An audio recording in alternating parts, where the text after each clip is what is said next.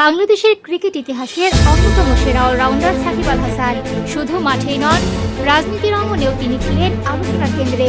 কথিত আওয়ামী লীগ সরকারের সংসদ সদস্য হিসেবে দায়িত্ব পালন করা এই তারকা ক্রিকেটার এবার স্পষ্ট করে জানালেন, তার খেলোয়াড়ি ক্যারিয়ার এখনো শেষ হয়নি। তবে ক্রিকেট অধ্যায়ের পর আবারও রাজনীতির ময়দানে ফেরার ইচ্ছা রয়েছে তার। সম্প্রতি এক সাক্ষাৎকারে সাকিব জানান, রাজনীতিতে ফিরলে তিনি আবারও আওয়ামী লীগের হয়েই কাজ করতে চান। তার ভাষায়, আমি সবসময় একটা দলের প্রতি ঐক্যবদ্ধ থেকেছি। দল পরিবর্তন করার কোনো শখ বা ইচ্ছা আমার কখনোই ছিল না।